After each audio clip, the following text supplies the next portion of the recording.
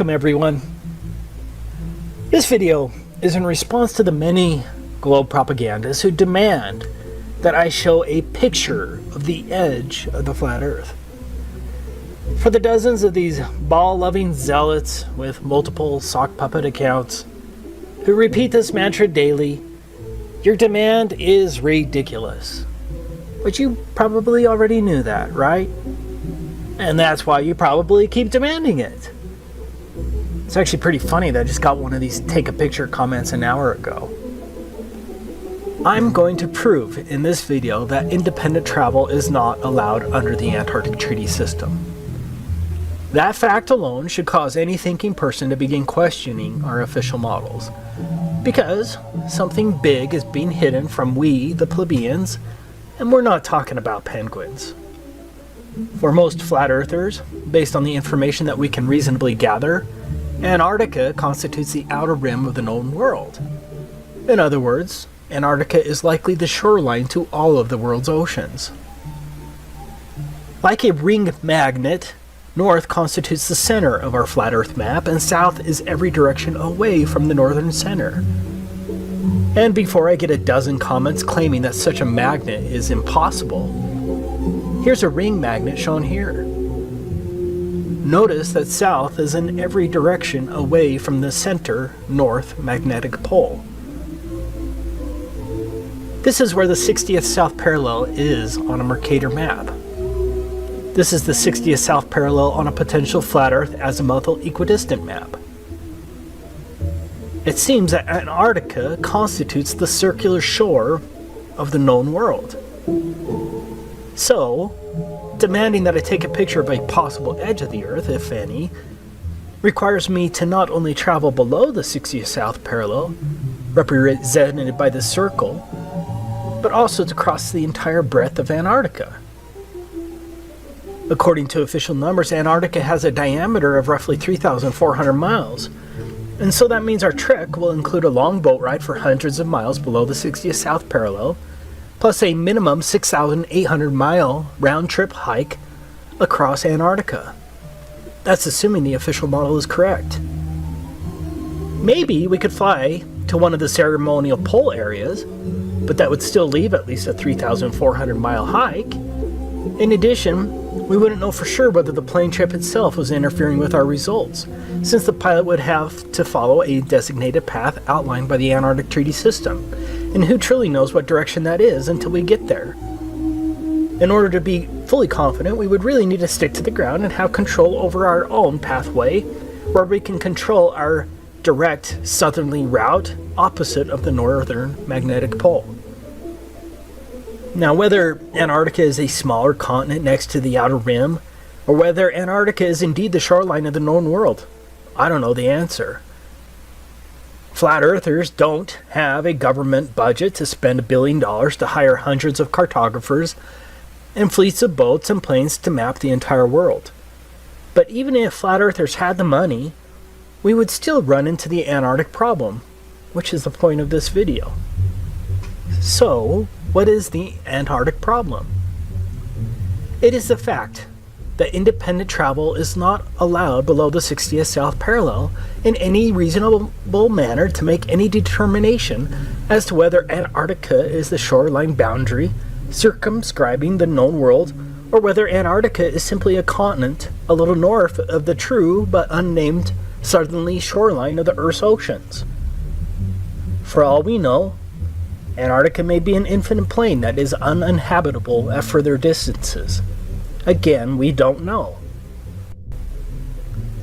But, as I will describe in this video, I suspect that Antarctica is the shoreline circumscribing the known world due to the unbelievable restrictions placed on travel there.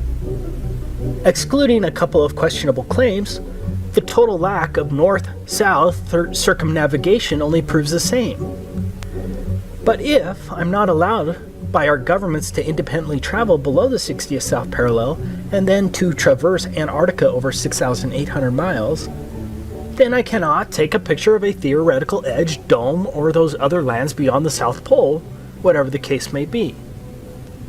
But you probably don't quite grasp how much area is really being blocked off under the Antarctic Treaty System. Let's look at it from the alleged 60th North parallel, because this will give you an idea of the tremendous area blocked off to independent exploration.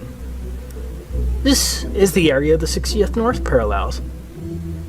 As you can see, the 60th North parallel includes all of northern Canada, Alaska, much of Russia, including St. Petersburg and other major cities, Finland, Sweden, Norway, Iceland, Greenland. It is huge. Now, why in the world is this much area blocked off at the south? Do you really think it's because of penguins? The Antarctic Treaty was executed in 1959 and has been in place ever since. Think about it. No country had any real alleged concerns about the environment at that time. One of the more interesting facts is that the Soviet Union also ratified the treaty, and did so from the beginning on December 1st, 1959. Do you really think the Soviets were truly concerned about the penguins and the fragile Antarctic environment?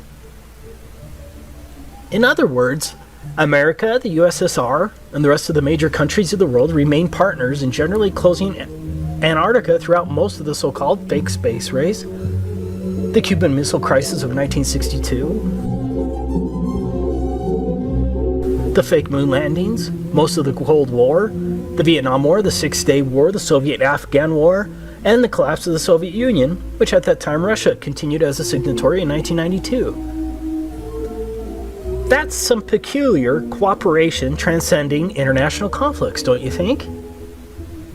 Do you really think that the vast resources and strategic military benefits of Antarctica were multilaterally put aside because of penguins? Even North Korea has been a signatory since 1987. For some strange reason, the Antarctic Treaty has remained sacrosanct for nearly 60 years, regardless of worldwide conflicts. For the reasonable, objective person, alarm bells should be going off right now. As I was preparing this video, I found something else that's interesting.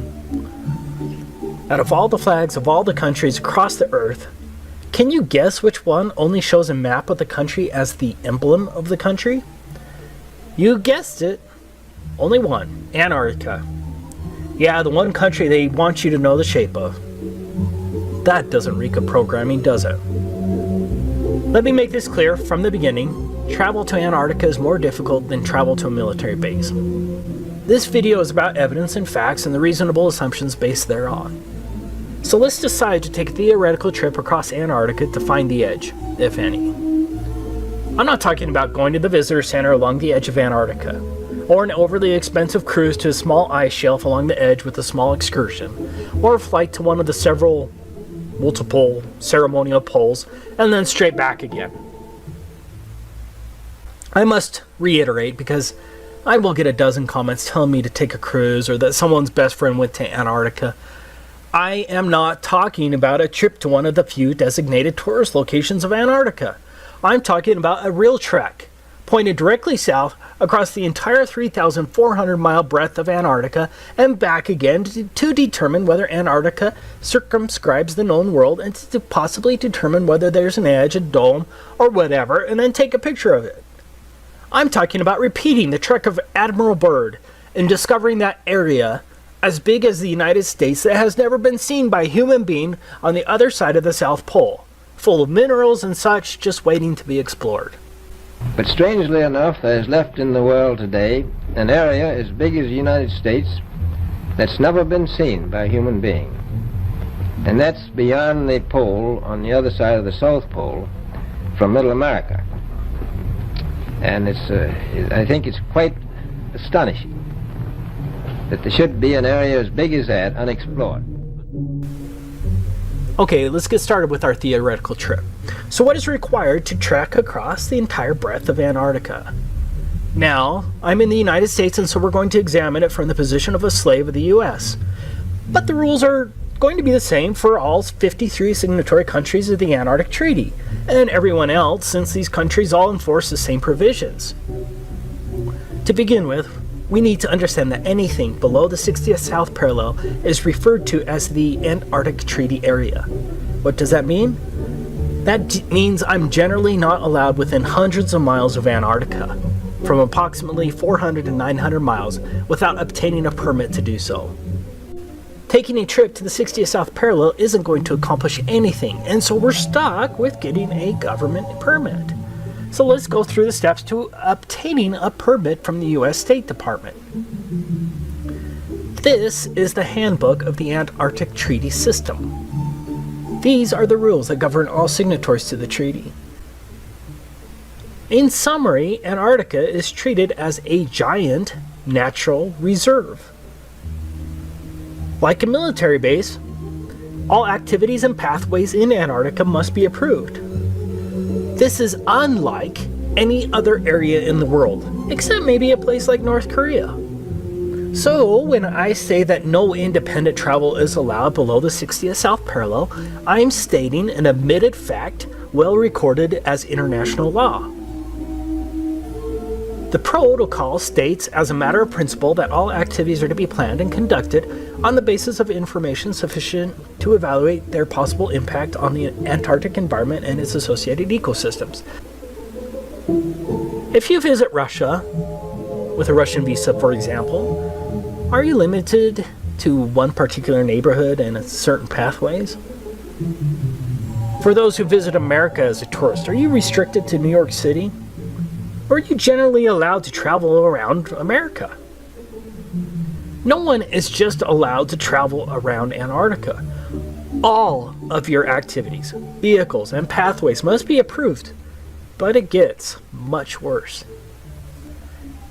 Now, how many genuine people watching this video think that the purpose of seeing the edge, the dome, or the extended plain beyond Antarctica would be approved by the U.S. State Department and the other myriad of agencies? Are you ready to litigate the matter when some State Department official arbitrarily says something like, "I think your expedition is frivolous and would be too damaging to the environment, especially in the light of the frivolity of the expedition"? I don't think a court will overturn that decision, especially when treaty law supersedes any rights you may think you have. So, we're going to have to come up with some fake expedition that will somehow get approved. Let's say we're a tree-hugging Luciferian geologist conducting a comprehensive analysis of the global carbon footprint on Antarctica and its flora and fauna. I think that sounds plausible, and so we could hypothetically fake our way in with respect to our purpose, but it will be tricky. Okay, I'm not advocating that anyone break the law. This is all theoretical. That brings us to the next point. Entire swaths of land are entirely off limits to all travel. These are called specially protected areas. It's pretty much guaranteed that no one is going to get a permit to go through a specially protected area.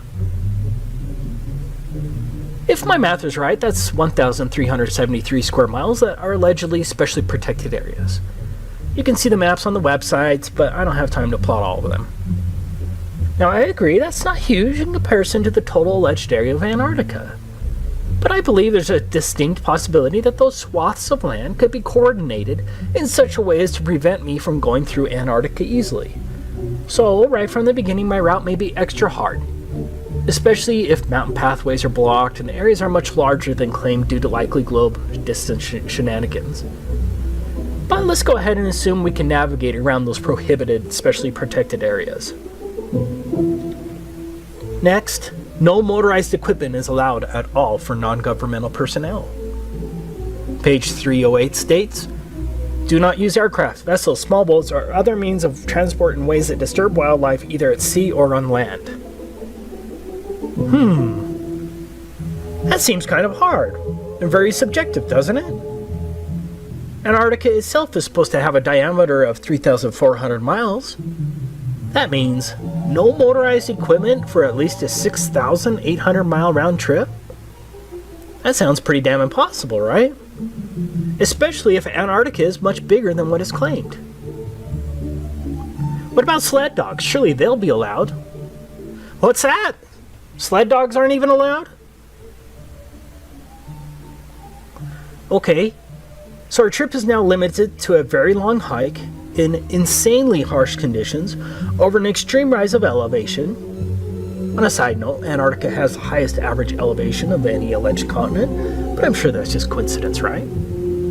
But getting back to our insane trip, we not only have to walk at least 6,800 miles, mostly depending on when we need to turn around, we must also tread extremely lightly, as walking on plants in Antarctica is prohibited.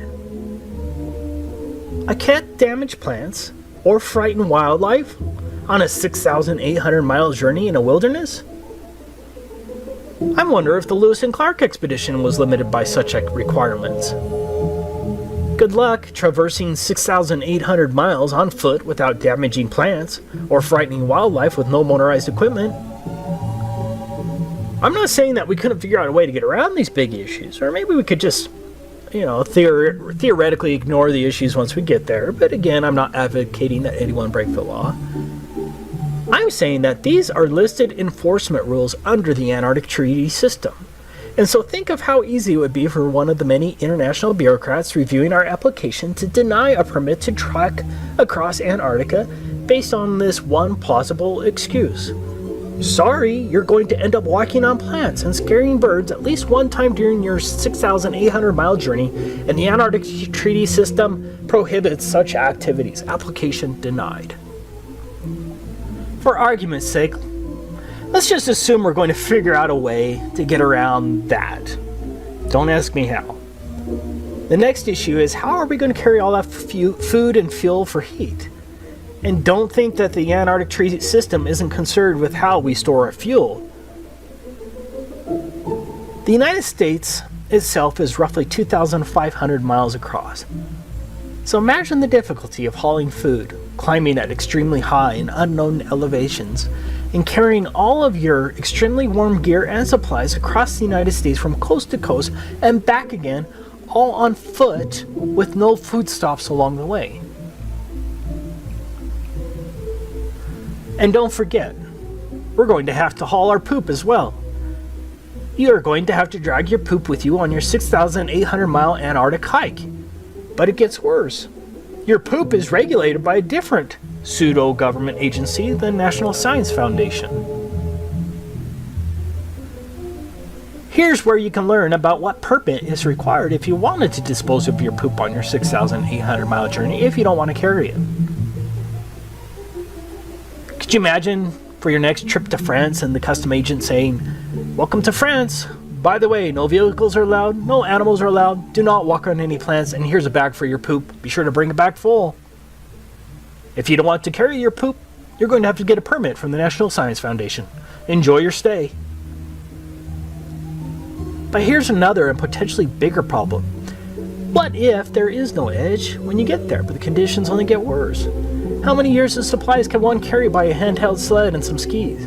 What if Antarctica goes beyond 3,400 miles? What then? When do you turn your back, and how do you prove it? Because the globe shows are just going to call you a liar anyways.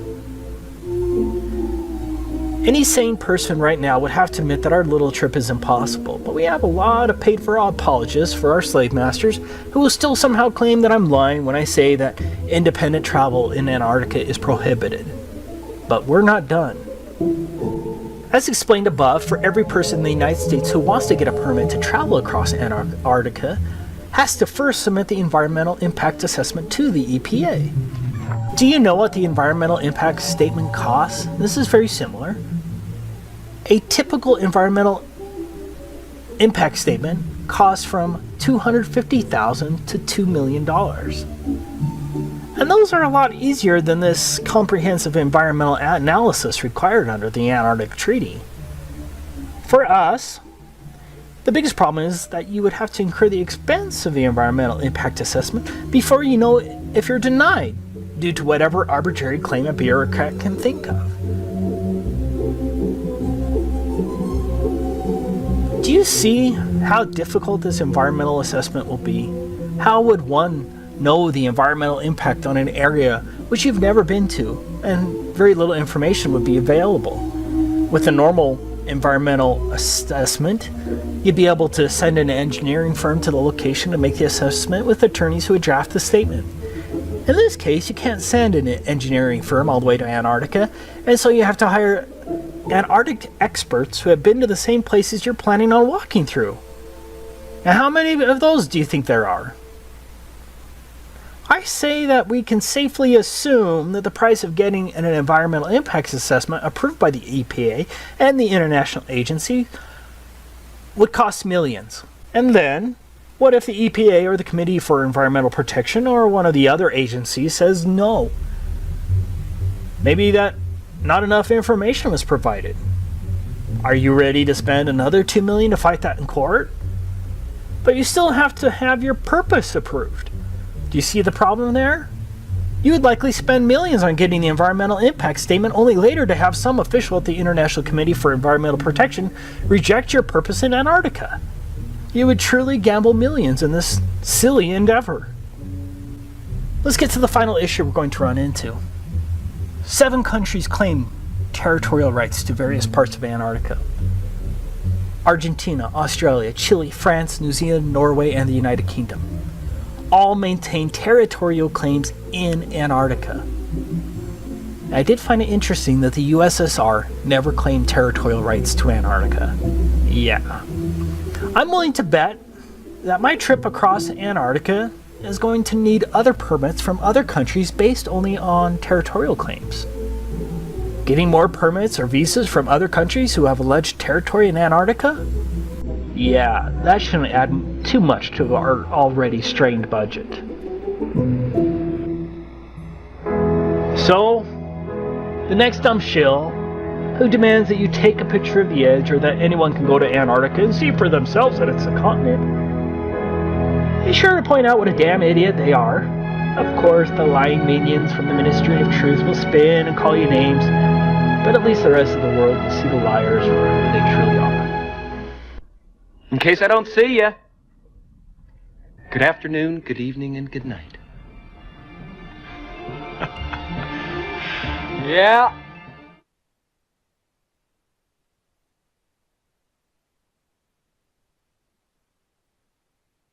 Lost them, sir. Damn it! Well, then you find them, and you get them back in the dome. And to make sure nobody else gets out, I want roving death squads around the perimeter 24/7.